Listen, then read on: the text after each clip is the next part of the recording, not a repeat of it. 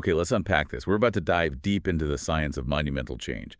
But the whole philosophy here, this idea of atomic habits, it all starts with a single, um, truly life-altering moment of trauma. It really does. It's like the ultimate reset button. The sources detail how the author was just a high school baseball player when a teammate's bat slipped and just struck him directly in the face. And the injuries were catastrophic. We're talking multiple skull fractures, broken facial bones, and massive brain swelling. Yeah, the immediate aftermath was terrifying. He was put into an induced coma.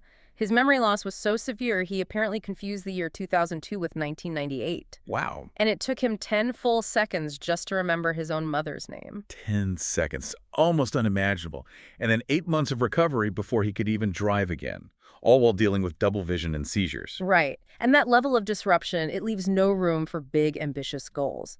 The path back wasn't about heroic leaps, it was just survival. It was about focusing only on the smallest, most manageable things. Like just sleeping a little better.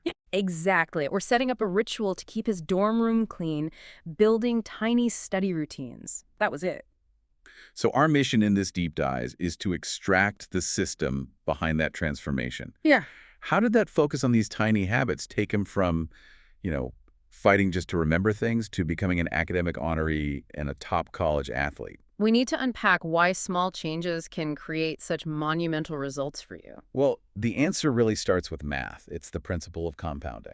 Okay, like compounding interest with money. Exactly like that. We intuitively get it with our finances, but we dramatically underestimate the power of a 1% improvement or a 1% decay when you apply it to your behavior, day after day. The airplane analogy in the source material is perfect for this. It is. Picture a plane flying coast to coast. Yeah. If the pilot adjusts the nose by just 3.5 degrees, it's a shift you'd never even notice as a passenger. Right. But that plane won't land in New York.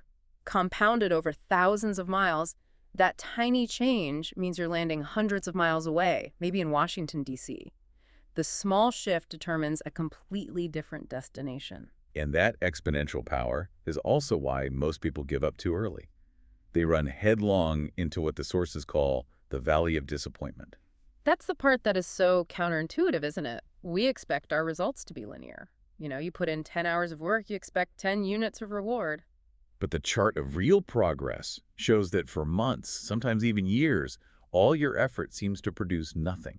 It's just this long, flat line of frustration right before the breakthrough. It requires a huge amount of faith to keep going when you're in that valley. It's why that Jacob Riis quote is so essential. The one about the stonemason? Yeah.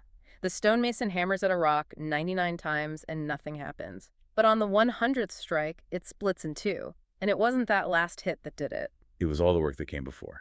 All 99 strikes.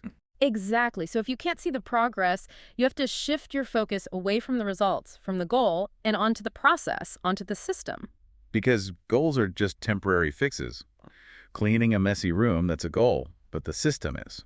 The system is the set of habits that keeps the room clean indefinitely. It's the permanent change. And that's what separates the winners from the losers, right? Yeah. Because they often have the same goals.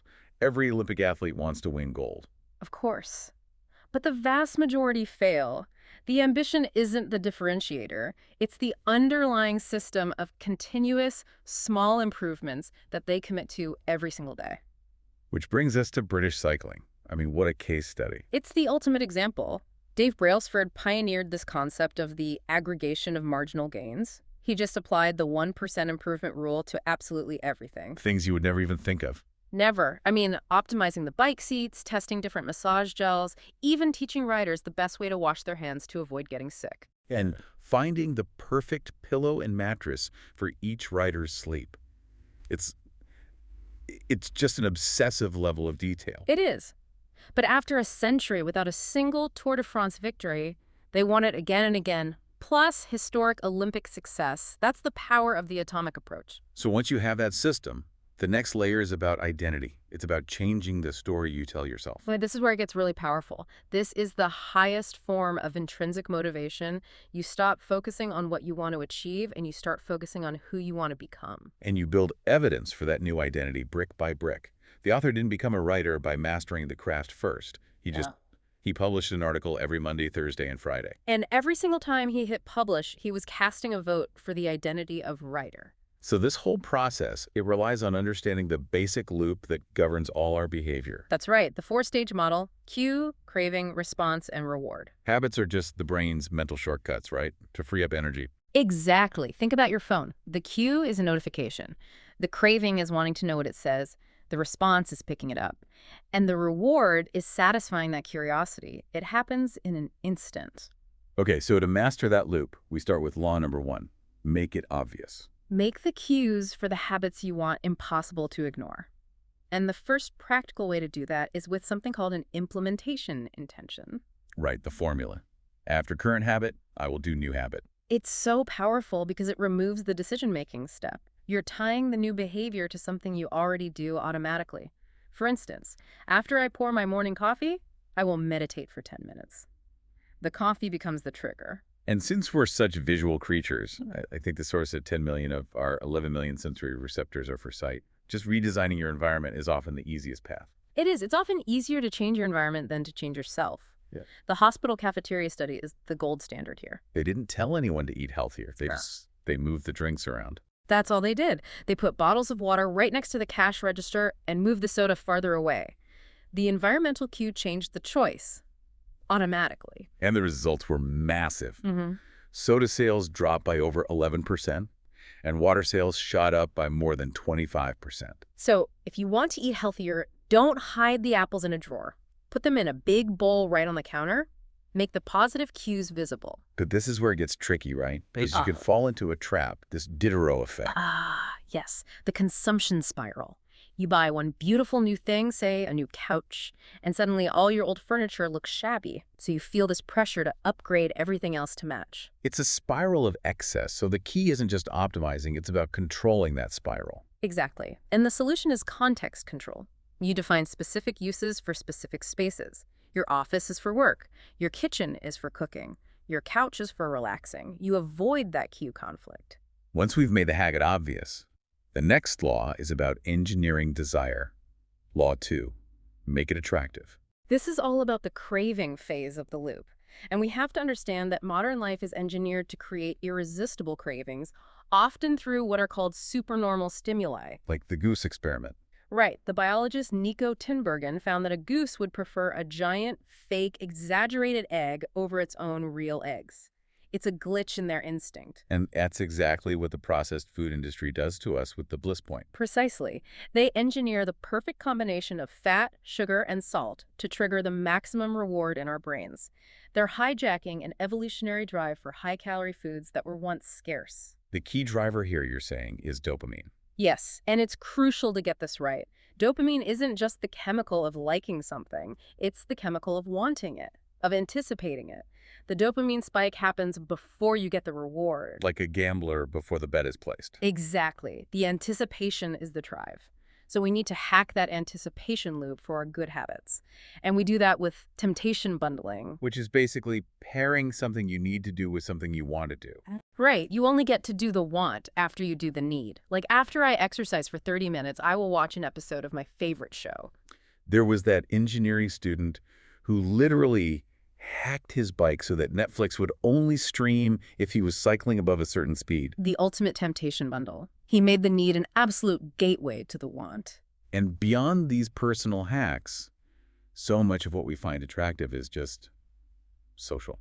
It's what the people around us are doing. Absolutely. Habits become attractive when they're the norm in your social group. We are just wired to conform. It goes back to survival. The Polgar sisters, the chess prodigies, are a perfect example. A perfect case study. Their father created this immersive culture where chess was everything. So for them, practicing for hours wasn't a chore. It was inherently fun and attractive because it was what their family, their most important social group, valued. We just instinctively mimic 3 groups, don't we? The close, the majority, and the power. That's what the research shows. Our friends and family, what the crowd is doing, and the people we look up to, their behaviors become our own. Okay, so now we move to Law 3. Make it easy. This is about the response phase, removing friction. It's all about the law of least effort. This is the philosophy that drove Japanese manufacturing, aggressively eliminating every single unnecessary step from a process.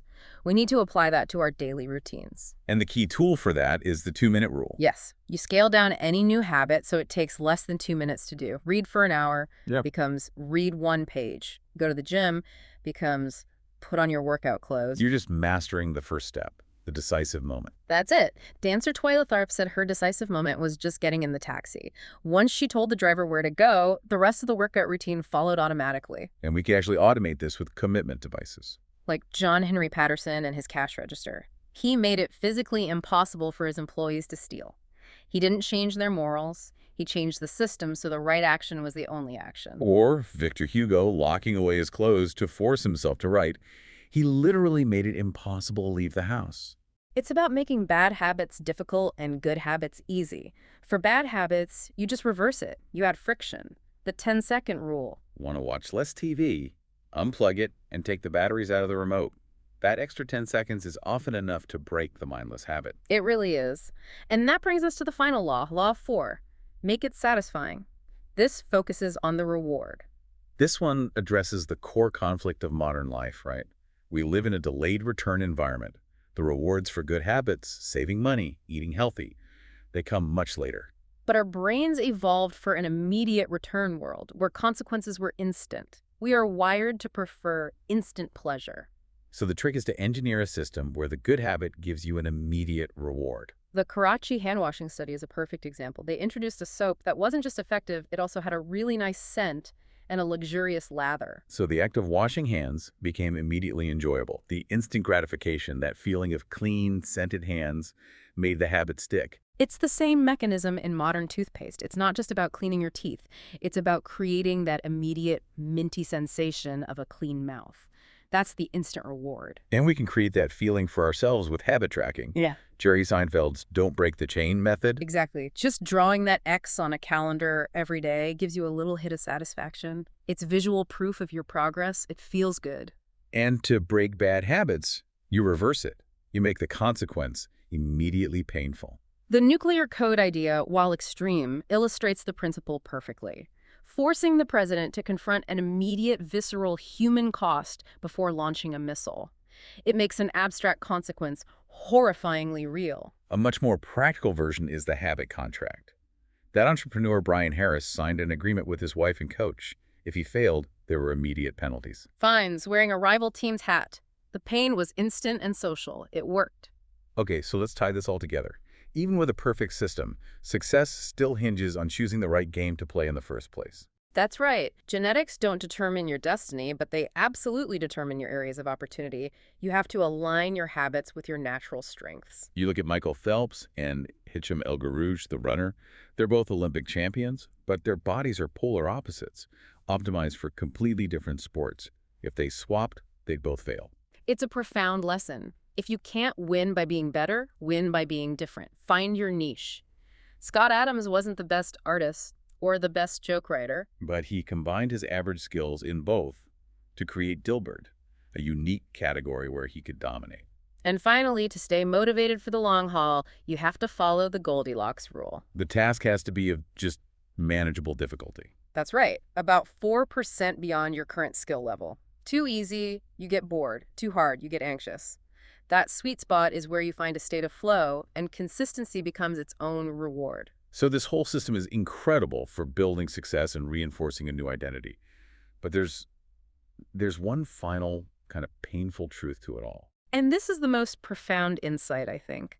Habits create fixed patterns, and fixed patterns can become rigid. The military veteran who struggles when their soldier identity is gone, the CEO who sells their company and loses their purpose. They're trapped by an old identity. They're victims of identity rigidity. So we have to build our success on these systems, but we must also constantly review whether those habits and beliefs still serve us. Because the world changes. We change. Exactly. So the ultimate question isn't just how to build habits, it's how often you're willing to review your life and let go of old identities that no longer fit. As the saying goes, a rigid human being breaks. A flexible one flourishes. That's the essential insight to carry forward, making sure you stay adaptable even when your systems are rock solid.